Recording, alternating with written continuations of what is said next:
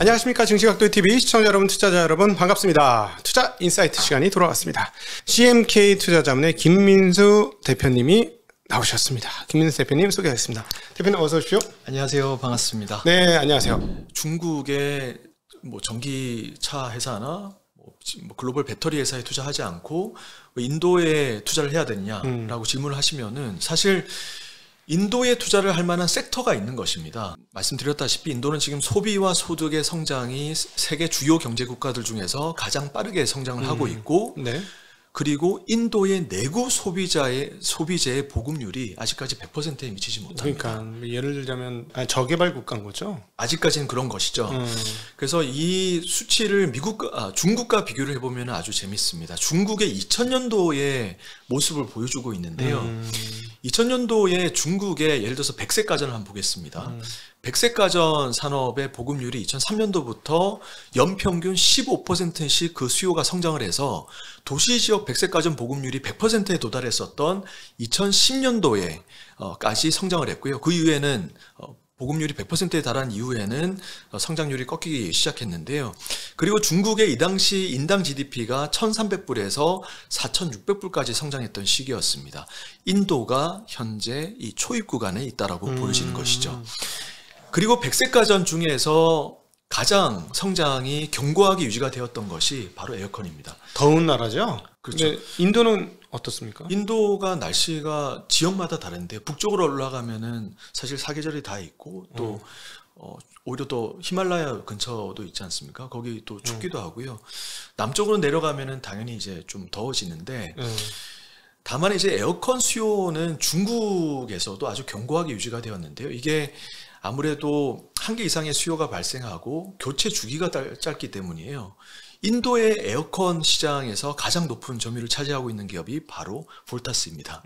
볼타스의 최대 주주가 타타 그룹의 홀딩 회사인 타타 선즈입니다. 네네. 그래서 이런 이 스몰캡 ETF가 이 백색 가전 내구 소비재 산업을 주목을 하고 있는 것이고요. 이 부분에 조금 이어서 말씀을 드려야 될 부분이 있는 게 우리가 인도의 내구 소비재 산업을 주목해야 된다라고 저는 말씀을 드리고 있고, 점점 이제 소비와 소득이 성장할수록 소비 규모가 커지는 거잖아요. 네.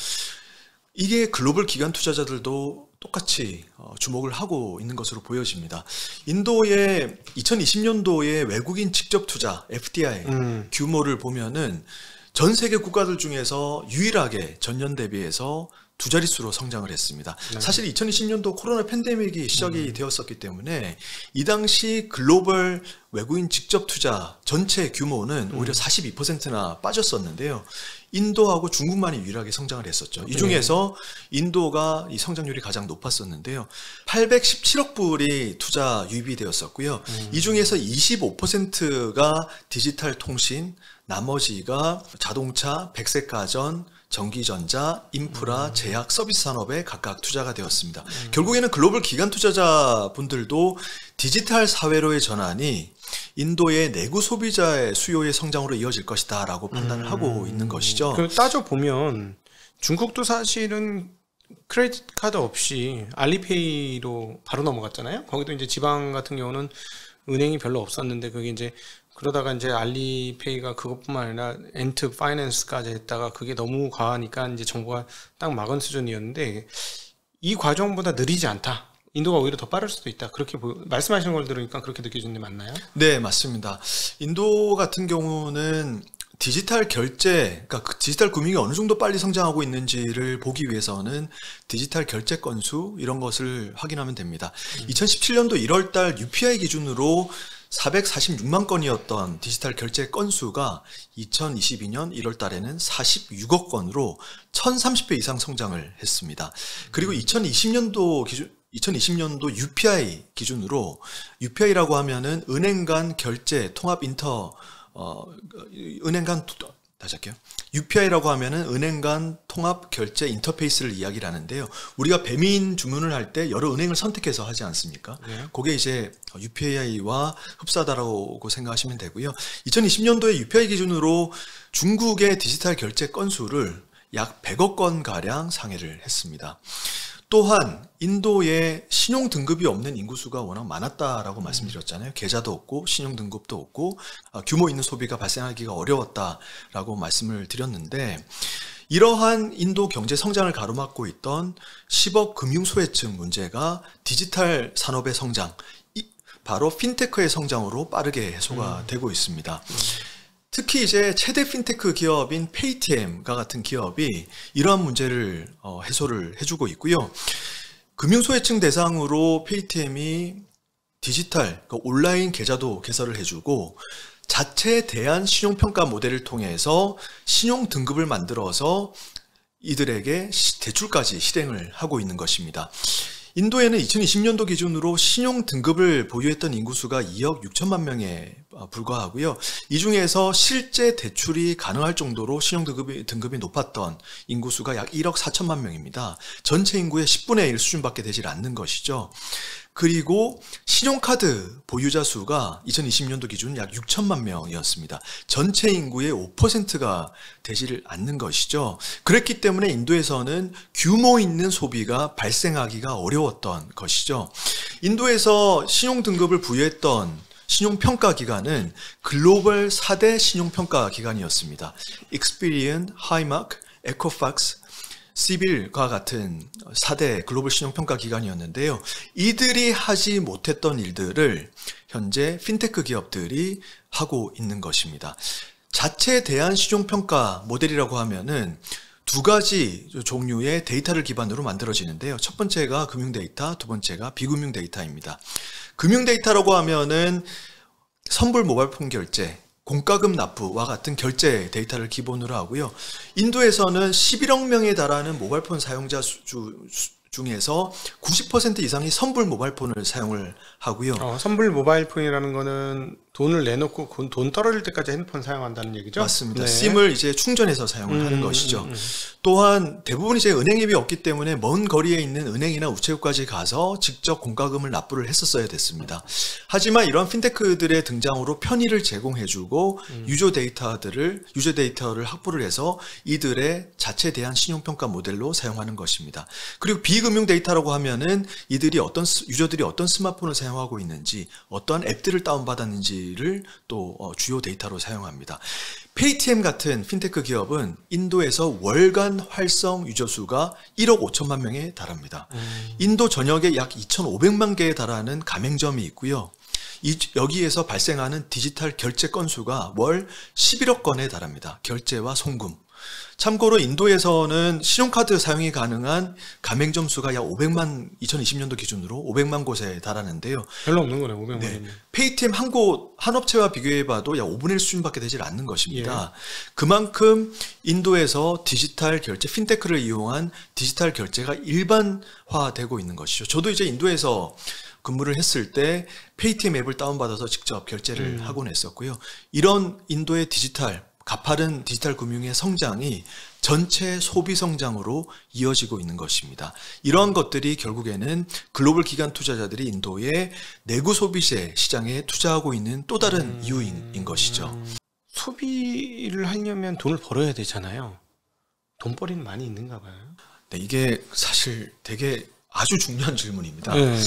인도에서 그동안 경제 성장이 왜 이렇게 부진했을까? 제조업의 성장이 없었기 때문입니다. 그렇겠죠? 네. 인도에서 모디 총리가 2014년도 집권하고 나서 보니까 전체 GDP에서 서비스 산업이 차지했던 비중이 약 60%에 달했었고요. 이 중에서 서비스 산업이 고용 전체에서 차지했던 비중은 30%에 미치지 못했었습니다. 서비스 산업이라고 그러면 IT BPO 서비스를 이야기를 하는데요. 글로벌 기업이나 해외 기업의 이 IT 서비스 하청을 주로 하는 일이라고 보시면 되고요. 이만큼 서비스 산업의 비중이 높았기 때문에 실업률 문제라든지 상품 무역 적자 문제가 지속이 되었던 것입니다. 하지만 모디 총리가 집권한 이후 이런 문제를 해소를 하기 위해서 제조업을 부흥을 시켜야 되겠다. 경제 파급 효과가 큰 제조업을 부흥을 시키고 아시아에서 인도를 제조업 허브로 만들기 위해서 제조업 진흥책을 발표하고요. 메이크 인 인디아라고 하는 정책을 처음으로 발표하고요. 그 다음에 디지털 사회, 소비 성장을 또 이끌 수 있는 디지털 인디아라는 정책이 발표가 되었던 것입니다. 현재는 이런 디지털 사회로 빠른 속도로 진행이 되면서 소비가 성장하면서 글로벌 기업들이 이러한 소비를 보고 앞다투어 인도로 빠르게 공장을 이전을 시키고 있는 것입니다. 제조업이 같이 성장을 하고 있는 것이죠. 예를 들어서 인도의 스마트폰 시장 같은 경우는 세계에서 두 번째로 큰 시장이지만 세계에서 가장 빠르게 성장하고 있는 시장이기도 하거든요. 그렇죠. 중국이 이제 오히려 꺾이고 있으니까. 네. 네. 현재 이제 인도의 스마트폰 수요가 올해 같은 경우는 한 1억 8,9천만 대가 예상이 되는데 미국 대비해서 판매 대수로 보면은 30%가 넘습니다. 연평균 10% 이상씩 성장을 하고 있는데 인도에서 생산량 이 성장 기준은 이 성장량을 살펴보면 연평균 50%씩 성장을 했어요. 그만큼 글로벌 많은 기업들이 인도로 공장을 이전을 했던 것이죠. 한국에서도 이제 삼성전자가 그쪽으로 넘어가 있고 최근에 애플도 인도에 공장을 지으면서 아이패드나 이런 것들을 만들려고 하고 있고 폭스콘도 이제 중국 일변도에서 탈출하고자 베트남과 인도에 공장을 지으려고 하고 있죠. 네. 네. 삼성 같은 경우도 인도에 2020년도에 세계 최대 스마트폰 공장을 준공을 했고요. 애플의 사실 성장이 아주 주목할 만한데 애플의 성장이 의미하는 바는 꽤 있습니다. 애플의 이제 인도 내 시장 점유율이 2%대에서 2021년도에는 4% 중반까지 거의 더블 수준까지 이제 뛰었는데 네. 2020년도에 애플이 이제 인도 시장을 지켜보니까 소비가 이렇게 빨리 성장을 하고 있네. 따라서 인도의 수입 관세를 피하기 위해서는 그리고 이 시장을 장악을 하기 위해서는 인도 내 공장을 지어야 되겠다 해서 ODM 업체들 팍스콘 윈스톤의 공장을 인도로 이전을 했고요. 그리고 인도 내 성장이 가팔라졌습니다. 인도에서 2021년도에 애플 판매량이 540만 대 수준이었는데 가장 많이 팔렸던 모델이 바로 아이폰 12였습니다. 고가 모델이었던 것이죠. 그만큼 인도 내 소비와 소득이 성장을 하면서 이제 고가 제품이 더 많이 빨리 팔리기 시작을 하고 있는 것입니다. 그리고 이제 애플 같은 경우는 올해 상반기 때 아이폰 13도 이제 인도 내에서 직접 생산을 하고 있고 올 하반기나 내년 상반기 때는 애플 스토어도 오픈이 예정되어 있기 때문에 애플의 인도 내 성장도 가팔라질 것으로 예상이 되고요. 이 인도 전체 스마트폰 판매 가격 ASP를 보면은 20% 이상 성장을 했습니다. 2021년도하고 ASP가 네. 원래 보통 한 10만 원짜리 쓰잖아요. 맞습니다. 인도 사람들 네. 주로 10만 원 중반 수준이었는데 현재는 20만 원 중반. 2021년도 이거 평균 가격입니다. 아마 2022년도는 더 빨리 성장을 했을 것으로 보여지고요. 그것을 보면은 이제 그만큼 빠르게 인도 내에서 소비 성장이 그리고 소득의 성장이 일어나고 있다라고 보여지고 있는 부분인 것이죠. 그러니까 동시에 릴라이언스 인더스트리즈가 인도 또 최저 스마트폰 시장에 또 뛰어들어가지고 구글과 협력해서 지오폰 플러스라고 하는 또 새로운 최저가 스마트폰까지 론칭을 해서 그동안 피처폰을 사용하던 인구까지 스마트폰으로 유입을 시키고 있습니다. 2021년도 말 기준으로 전체 인구가 14억 명인데 이 중에서 모바일폰 사용 인구수가 11억 명에 달하고요.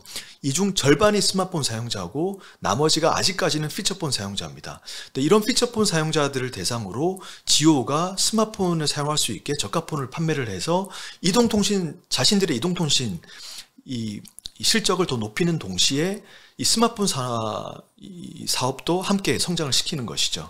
그래서 인도에서 이와 같이 빠르게 전체가 인터넷으로 스마트폰으로 연결되고 있다라고 볼 수가 있고요.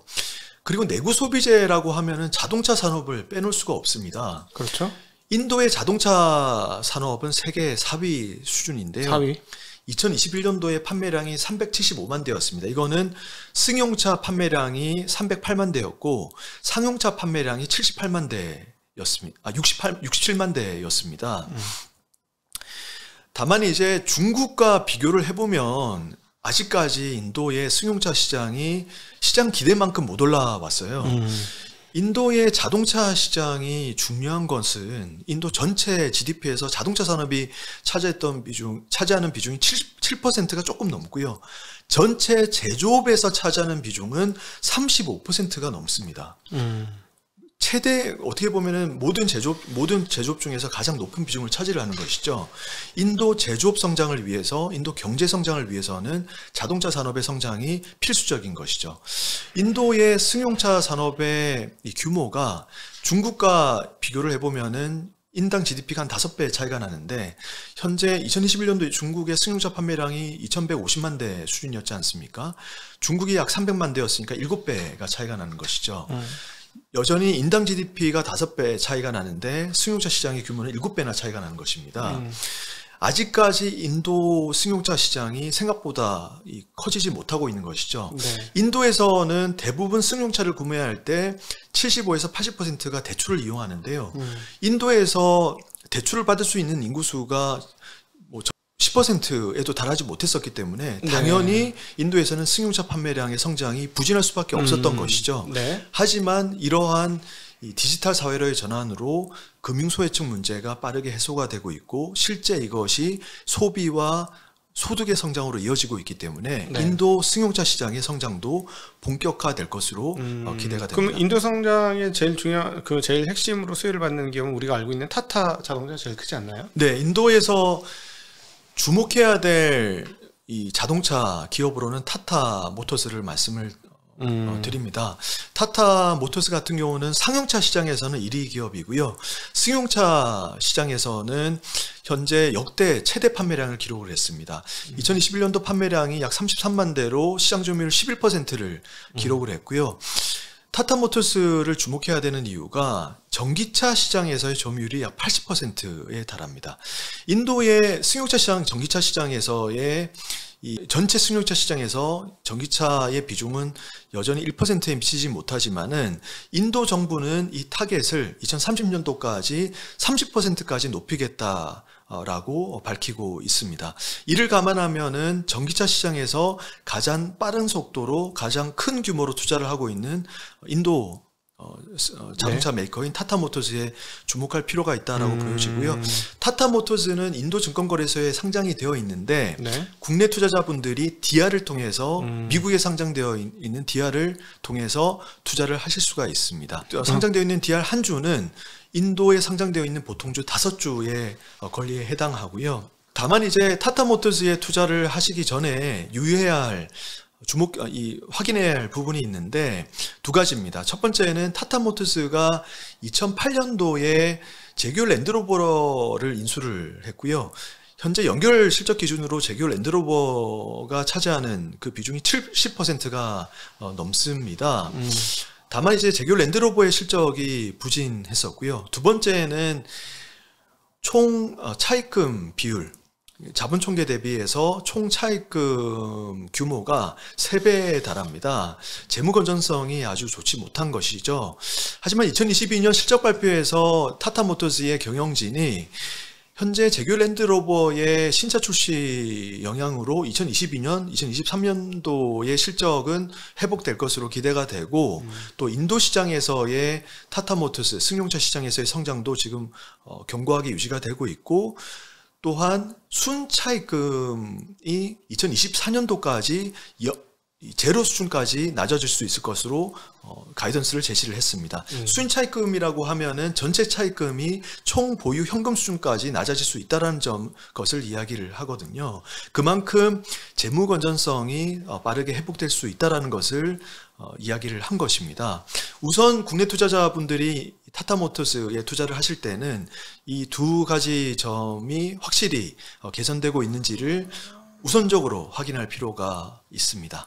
자, 그러면은 지금 이 말씀하셨던 릴라이언스를 비롯한 몇몇 기업들이 지금 10억이 온다라는 책에 다 적혀 있다는 말씀이신 거죠?